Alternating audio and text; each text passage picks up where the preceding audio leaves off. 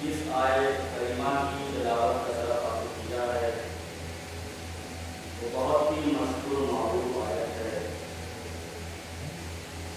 ان الدین عند اللہ الاسلام، سورہ آل عمران کی آیت نمبر 19 میں ارشاد رب العزت ہو رہا ہے کہ بے شک ہمارے نزدیک اگر کوئی دین پسندیدہ ہے تو وہ دین اسلام ہے۔ اس آیت پر بہت سے اشرے بھی موجود ہیں، بہت سی مدارسیں بھی موجود ہیں۔ ہر ذاکر ہر حدیث اپنے اپنے اعتبار سے اسلام کے آئینے کو پیش کرتا ہے۔ اعلان محترم، یہ دین اسلام جس کو اللہ نے اتنا پسند کیا، لیکن اس کے بعد بھی آج اسلام کے ماننے والے جو در بدر ہو کر کھا رہے ہیں، اس کی وجہ کیا ہے؟ آج مسلمانوں کا نام بدنام کیوں ہو رہا ہے؟ اس کی صرف اور صرف ایک وجہ ہے، اور وہ یہ ہے کہ مسلمانوں نے اہل بیت کے در کو چھوڑ دیا۔ مسلمانوں نے اہل بیت سے اپنے آپ کو دور کر دیا، جس کی وجہ سے آج مسلمان اس حالت پر ہے کہ وہ دہشت گرد کہا جا رہا ہے، اور ابھی تو ہر دہشت گرد کرنے والے کو جہاد کے نام سے تعبیر کیا جا رہا ہے اور اسے مجاہد کہا جا رہا ہے۔ میں آپ کو ایک بات واضح سے بیان کرنا چاہتا ہوں کہ دیکھیے، دو چیز ہے، ایک ہے جہاد، ایک ہے فساد۔ توجہ چاہتا ہوں، ایک ہے جہاد، ایک ہے فساد۔ جہاد اور ہے، فساد اور ہے۔ مجاہد اور ہوتا ہے، مفسد اور ہوتا ہے۔ اور واضح کر دوں، جو دھوکے سے کسی معصوم کو قتل کر کے بھاگ جائے اسے فسادی کہتے ہیں، جو میدان میں جنگ کر قتل کر جائے اسے مجاہد کہتے ہیں۔ یہ ہماری پہچان ہے کہ ہم نے کبھی بھاگنے والے کو مجاہد نہیں کہا، کبھی رکے رہنے والے کو فسادی نہیں کہا۔ جو جیسا کام کرتا گیا ہم اس کو ویسا لقب دیتے گئے۔ جو میدان میں بھاگا اس کو فرار بول دیا، جو میدان میں رکا تھا اسے حیدر کرار بول دیا۔ سلام کہتے ہیں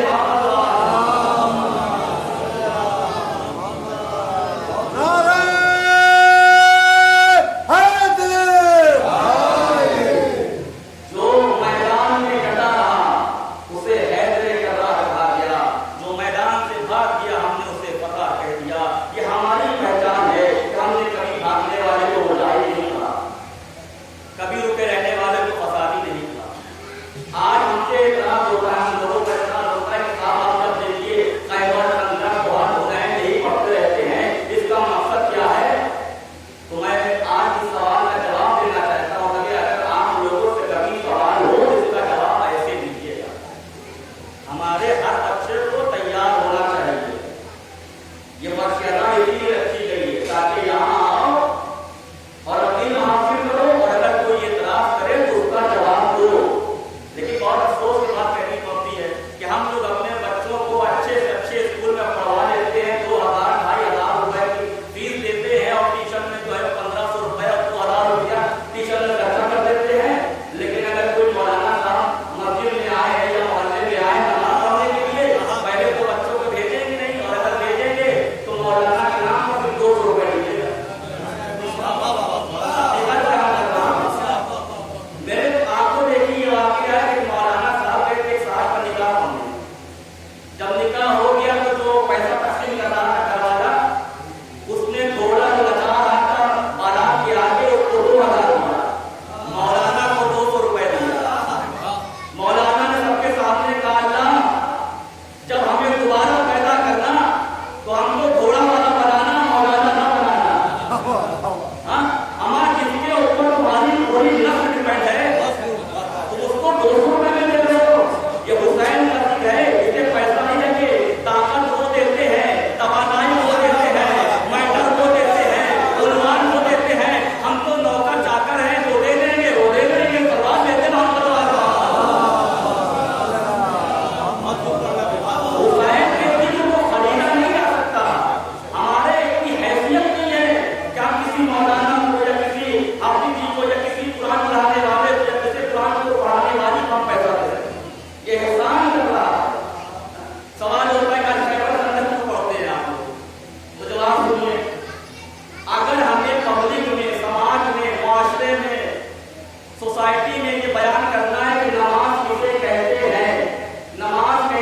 पढ़नी चाहिए, तो मासूमीन की पढ़ी हुई नमाज का तरीका बताना होगा या नहीं होगा? अगर हमें ये बताना है कि रोजा किसे कहते हैं, रोजा कैसे रखना चाहिए, रोजे के आदाब क्या है, रोजे की शराइत क्या है, तो मासूमीन ने जो रोजे रखे हैं वो तरीका बताना होगा या नहीं होगा? बताना होगा। अगर हमें हज का तरीका बताना है, हज के आदाब क्या है, हज के अरकान क्या है, तो मासूमीन ने जो हज किए हैं उन तरीकों को बतलाना होगा। तवज्जो चाहता हूँ, तो जिस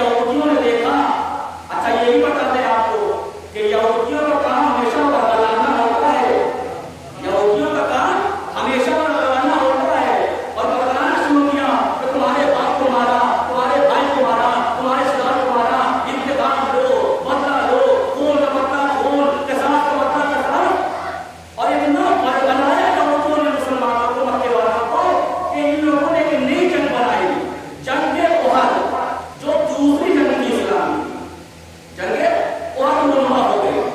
अब क्या है, तो जो कहता हूँ कि मंदिर कहना चाहता हूँ, एक नाके पर हिंदा बैठी है, एक नाके पर अबू सुफियान बैठा है, और एक नाके पर एक बहुत बड़ा बुत, जिसका नाम हुबल था, इसका नाम हुबल था, बल्कि मैं इस्तेमाल कर गया, उसका नाम हुबल था नहीं, हुबल थी।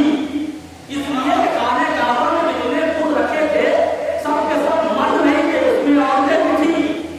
हाँ, बल्कि आपके मिजाज की बात करूं कि सब के सब देवता नहीं थे, देवियां भी थी, उसमें देवियां भी थी। अभी जब लश्कर आने लगा, क्योंकि इसमें हिंदा का बेटा मारा गया था, हिंदा का बाप मारा गया था, सबसे ज्यादा ये सब नहीं पता लेने के लिए रसूलुल्लाह इत्मीनान से बैठे हैं, देख रहे हैं कि अबू सुफियान का लश्कर चला रहा है। अबू सुफियान नाके पर बैठा है, उसका एक बेटा शैबा नाके को हटा रहा है, दूसरा बेटा मुआविया नाके को खींच रहा है। पैगंबर के नाम पे बैठ के अपने साहबों से कहते हैं, साहबियों, जो नाके पर बैठा है उस पर खुदा की लानत।